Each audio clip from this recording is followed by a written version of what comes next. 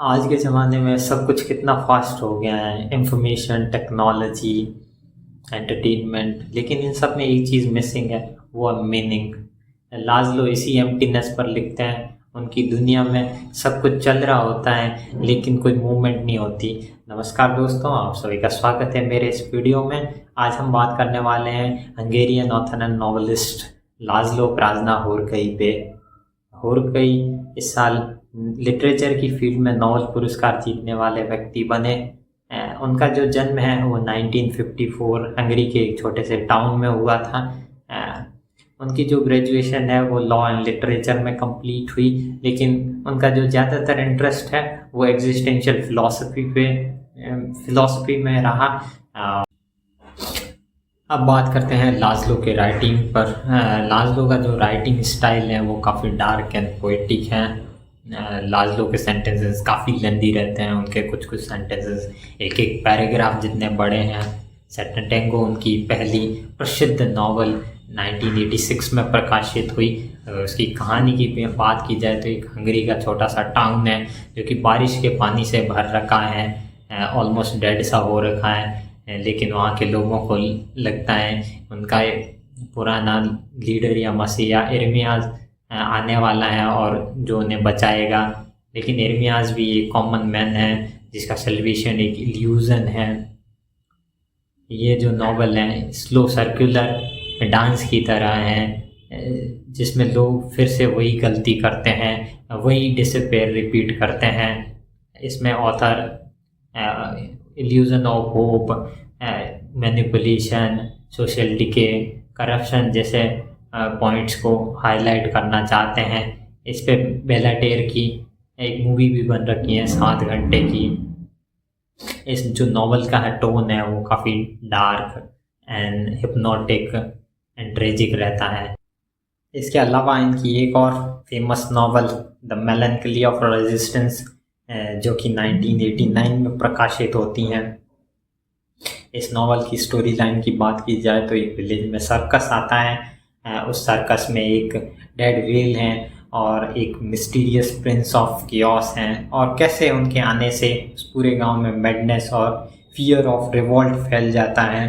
तो इसमें ऑथर ये दर्शाना चाहते हैं कैसे हमारे पुराने बिलीफ टूटने से हम अनकंफर्टेबल से हो जाते हैं। और ये जो डेड व्हेल है वो डेड गॉड का सिंबल है। और इस बात को हम नीचा की जो 10 स्पोक ज़राथुस्त्र की जो बात है, गॉड इज़ डेड का जो उनका कॉन्सेप्ट है उससे कनेक्ट कर सकते हैं। जैसे नीचा उसमें बताते हैं कैसे जैसे गॉड डेड हो गए, जो कॉन्सेप्ट डेड हो रहा है धीरे धीरे, जैसे ही हमारे दिमाग से वो निकलने लग जाएगा तो हम कितना अनकंफर्टेबल हो रहे हैं और हम नई वैल्यूज़ ढूंढने की तलाश में कितना छटपटा रहे हैं। तो वो चीज़ इसमें जो है वो लाज़लो भी दर्शाना चाहते हैं।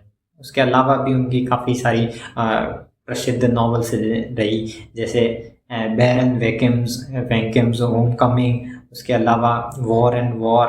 और बाकी जो लाज़लो का जो काफ़ी राइटिंग स्टाइल है वो काफ़ी अब्सर्ड है, एग्जिस्टेंशियलिज्म पे बेस्ड है। इसीलिए उन्हें काफ़ी लोग कॉन्टेम्परेरी काफ्का भी कहते हैं, क्योंकि काफ्का से काफ़ी मिलता जुलता है। क्योंकि काफ्का की कहानियों का भी जो एंड होता है वो बिल्कुल ऐसे हैप्पी एंडिंग या ट्रेजिक एंडिंग, कोई भी ऐसे एंडिंग नहीं दिखती। उनका कैरेक्टर चलते रहते हैं। और वो लाज़लो की जो नॉवेल्स रहती हैं राइटिंग, वो जो एक यूनिवर्स का ट्रुथ है, जो सर्कुलर रिपीटेशन की बात होती हैं, उसको ज़्यादा फॉलो करता हुआ नज़र आता है, जिसमें उनके कैरेक्टर चल रहे होते हैं लेकिन कहीं पहुंचते नहीं। इसे हम अपनी डेली लाइफ से भी कंपेयर कर सकते हैं, है ना। हम जैसे बहुत सारे जो वर्क हैं जैसे आज हमने किए, कल वो हम सेम रिपीट करते रहेंगे, वो रिपीटेशन चलता रहता है हैबिट के तौर पे। ये ऐसा नहीं है कि हम वो जानबूझ के चीज़ें कर रहे हैं, कि बहुत सारी चीज़ें वो लॉ ऑफ नेचर में है। जैसे हमें भूख लगती है, हमें खाना पड़ता है, हमें नींद आती है तो हमें सोना पड़ता है,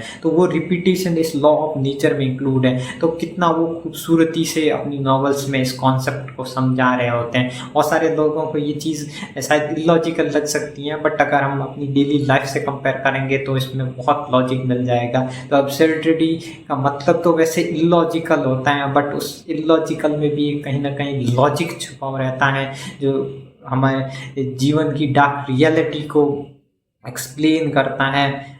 नाज़्लो के जो ये कॉन्सेप्ट है वो भारतीय दर्शन से काफ़ी मेल खाते हैं। जो भारतीय दर्शन में संसार, इल्यूज़न, माया के कॉन्सेप्ट हैं तो वो काफ़ी इसके सिमिलर हैं। जैसे जो रिपीटिशन रहता है तो भारतीय दर्शन में भी जो पुनर्जन्म का कॉन्सेप्ट है कि एक लाइफ वापस से रिपीट होगी, तो वो वाला कहीं न कहीं उससे मिलता है। उसके अलावा जैसे हम इंडियन सोसाइटी से कंपेयर करें उनके नॉवल से, तो इंडियन सोसाइटी में भी ऐसा रहता है ना कि बहुत सारे लोग ऐसे सोच रहे होते हैं कि कोई मसीहा आएगा उन्हें बचाएगा, लेकिन जब हम इतने एम्प्टी हो रखे हैं कि अगर हमें थोड़ी सी भी कोई अच्छी बात बोलते तो हमें लगता है कि ये हमें बचाने के लिए आया है या हमें भगवान, हम उसे भगवान का रूप दे देते हैं या बहुत खुद से अलग या ऊंचा मान लेते हैं। तो ये चीज़ वो अपनी कहीं ना कहीं नॉवेल्स में चीज़ दिखाना चाहते हैं कि जब लोग एम्प्टी हो जाते हैं तो कैसे